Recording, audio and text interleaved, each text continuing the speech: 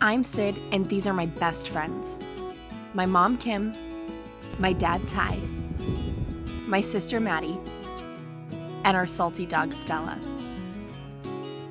We started our adventure refitting a Lagoon 450 before taking on the massive project of resurrecting a sunken 2021 Leopard 50.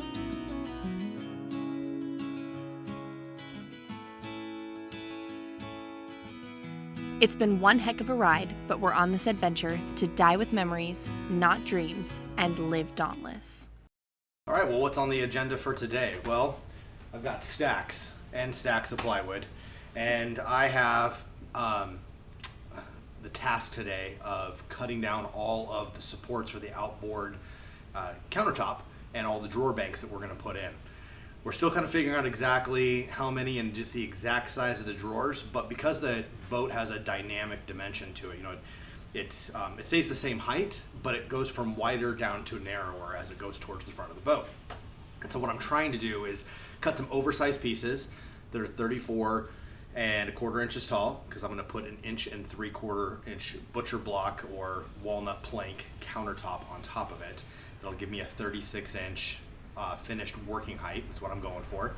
So I'm going to cut some pieces that they're going to be the drawer cabinet sides, and I'm going to overcut them, and when we get to the boat, I'm actually going to take a scribe tool and I'm going to scribe and follow the shape of the side of the boat. So when I cut that profile, I'll be able to nest it up next to the boat, and we'll have good outboard and floor contact. Then we'll pin them together in between to create stability, and then of course when the countertop goes on, that'll just add a little bit more. But I don't have any room to work on this on the boat. 4x8 sheets of plywood are big, and I'm going to break all these down and then kind of take them over, test fit them, cut them, and be back and forth doing that. So I'm going to be using my track saw. So you basically put this little trimmed edge right here, right on the line that you want to cut. There's a saw that's made to go on this track, and it gets you a dead straight, even cut. And I love my Festool stuff, not sponsored. But that's what you're going to see me doing. A 1/4 inch sheet of ply underneath of here that is going to protect the bottom of my cut. So I'm going to use that as a sacrificial surface that I just want that blade to kick in about a 1/2 millimeter as I cut through, so I get a nice clean cut. The track saw prevents split out and splintering on the top.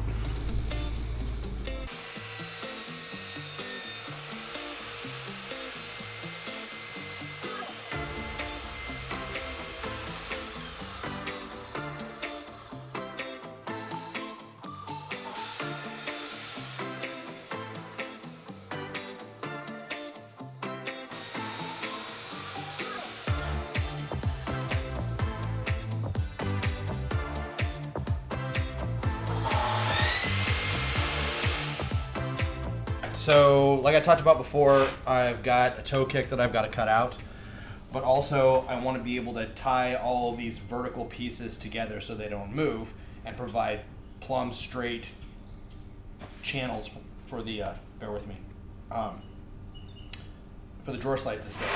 So if this is the outboard part of the boat, if you want to back up a little bit, can you see the whole thing? I can see the whole thing.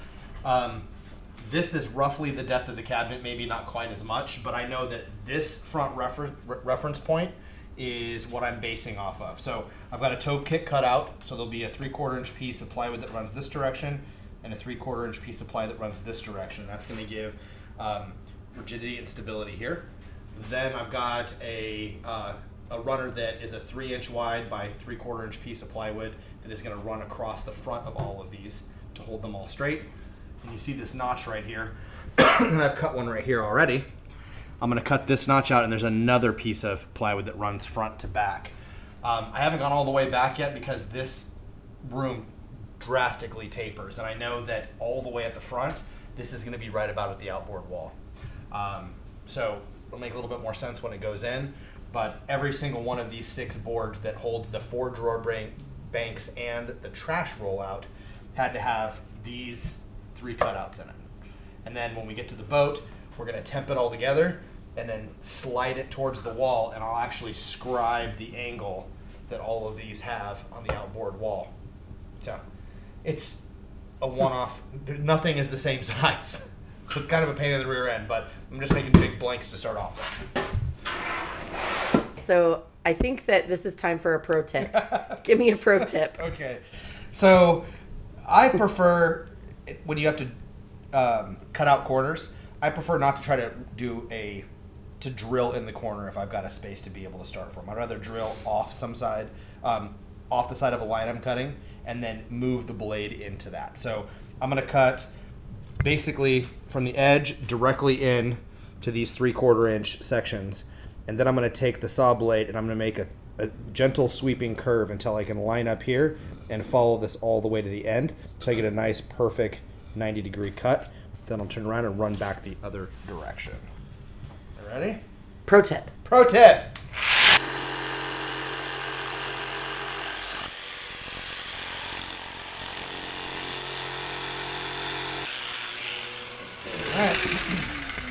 Now I'm cutting these a little larger than necessary.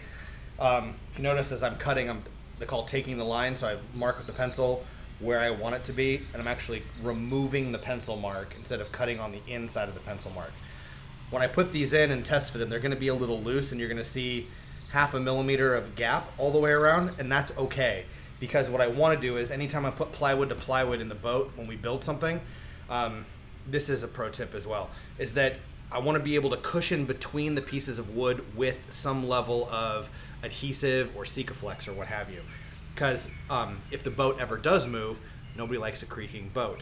And if we can isolate those joints and that joinery position or joinery contact points with some sort of a cushioned adhesive, that makes everything better. So after these get temped in, I'm going to pre-drill and screw everything together and get all of our stuff scribed to the outside wall. And when I'm really happy with the dimension, I'm just going to disassemble it and squeeze a whole bunch of Sika in there, screw it in and let it all ooze out, and then wipe it off so I get a nice tight seal and no squeaky squeaky when we sail down the waterway there.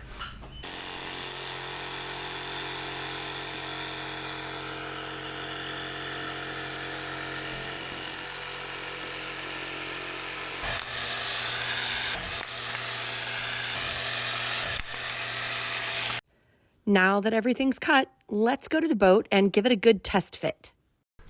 All right, we're going to put you in the corner. You are currently in the perspective you're in the port forward cabin, and you are in the inboard forward corner, looking back towards the head and the hallway. And this is what we're working on today, is this outboard side. So it's going to shrink up really quick in here. I've got all of these pieces that I cut. I'm going to take, put all these stringers together to kind of make one cabinet. I'm going to slide it to the outside wall, keeping it square with this head wall. And then I've got this really cool scribe miter deal that I'm going to show you. And I'm a good assistant, don't I? Even though she's putting them upside down. Don't pay any attention. Beggars can't be choosers, pal. You want better help, you hire it. You just can't get good free help anymore. So the idea today is just to get everything mocked up, make sure that everything's cut to the outside dimensions, and that we've got usable pieces that we can then take back to the home shop, laminate everything, get everything ready for final installation. And honestly, as soon as it's laminated, we can bolt it, glue it, and permanently install it in the boat. And then I can start measuring for drawers. So this is kind of a pain in the ass, because it is nothing's square, nothing's flat, and you kind of have to use reference angles to be able to make sure that the boat is square, if that makes any sense. All right. Here you see us attaching the stringers to the top side of the cabinets and the toe kick at the bottom.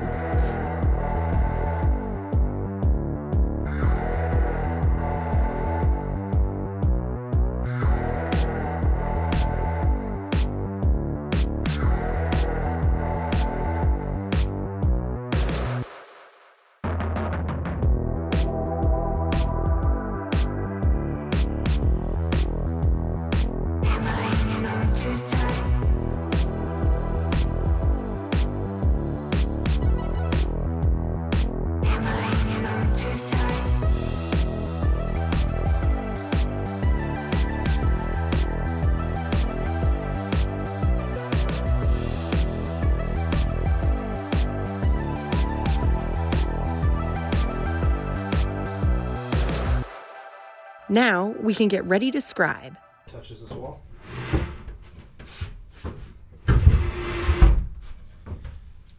Okay. Does it touch both walls? The vinyl and the... It's touching the vinyl and it's touching this. Okay. All right. Obviously, there's a bit of a gap here. And there's just no sexy way to go about doing this. I basically am just going to be taking some measurement distances between the top and the wall. The top back of the cabinet and the wall. Are you ready? Action. Action. Okay, so we have these 3 sections of 28, 24, and 18-inch cabinet panel sides. And you'll notice that the wall comes down and then there's a curve all the way throughout, whether it's the module that they dropped in or the actual hull itself. So what I need to do is get in here and start just taking the bulk of the material out, either with the Sawzall or a jigsaw, so I can get close enough when this is square to the room to be able to use this compass to be able to trace the scribe section off the wall. To scribe this contour, we actually measured several points from the hull and then connected the dots to give us the shape that we needed to cut out.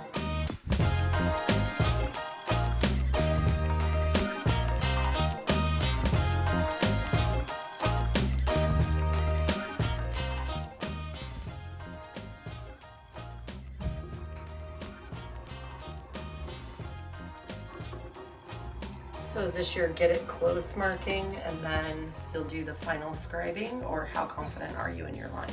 I'm pretty confident. If I can get close, then I can just actually hit it with a sander if there's any high spots. That's the goal. That's if I can get out of here without bumping or moving anything. Look at you go. Yeah. But it's crazy how much gets removed out of that cabinet wall. And this is the different dimensions of our drawers. Our drawers are going to have to stop. Like this bottom drawer will be not even 16 inches deep. But the top drawer is going to be like 24, 28 inches deep. crazy. So, yeah. All right. Whew.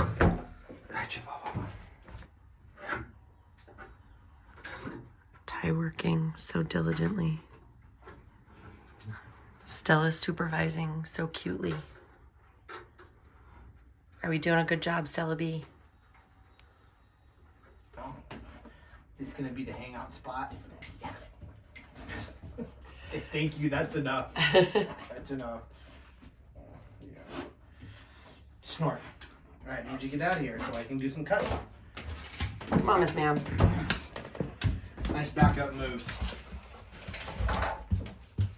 Moonwalk.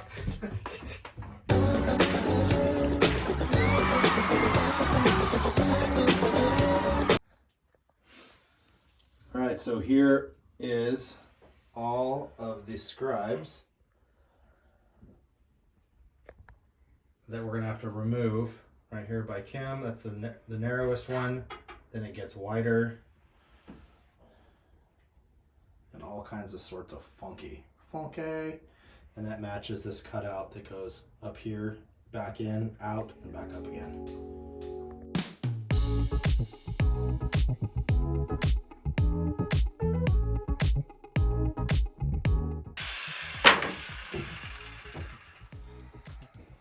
I really hope these marks are right. Otherwise we gotta do it all over again.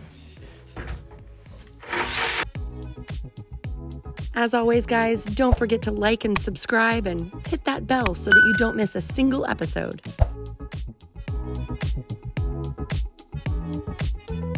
That looks so messed up. So I fully expect to have to trim these again. These are just rough cuts that I'm just eyeballing off the wall. I've cut to the maximum length that I'm comfortable with. If this whole drawer structure ends up, half an inch shy, that's fine. But I like to make sure that it's nice and tight. But I've got to get it kind of squared up and close enough that I can run, a scribe tool to be able to get a real accurate mark.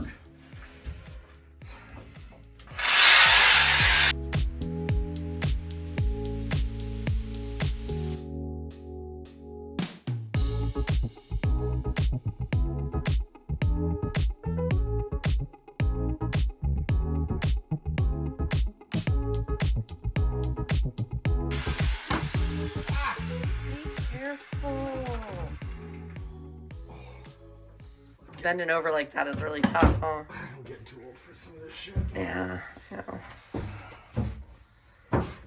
Now you made a big old mess. Where are my minions to clean up my mess?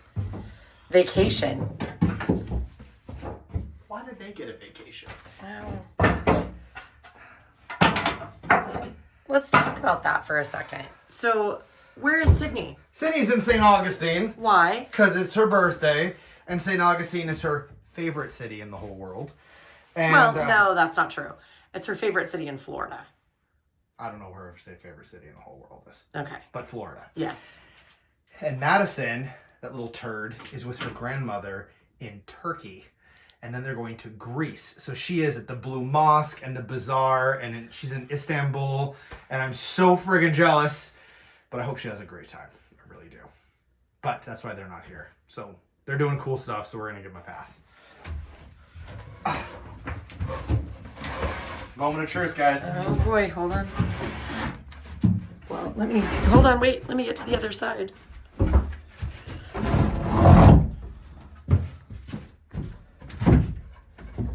do I see gaps, Ty? It's good enough for government work. Oh, shit, I need to cut this, that's why. Yeah. And that one's... Well, I got in there tight. I love you, but you're in my way. Out. Sorry. Now.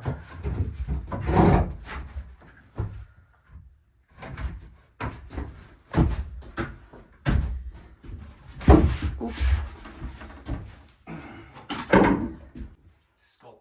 Sculpting. What?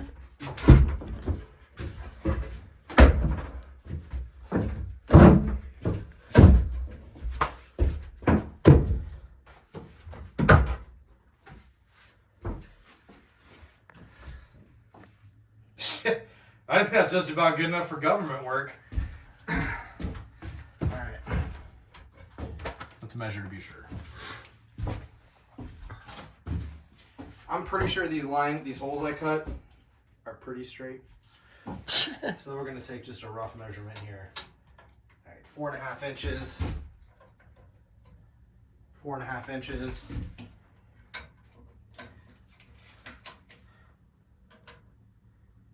4 9/16. And this is 4 5/8. So we're maybe over 7 feet and change. Well, that just changed things.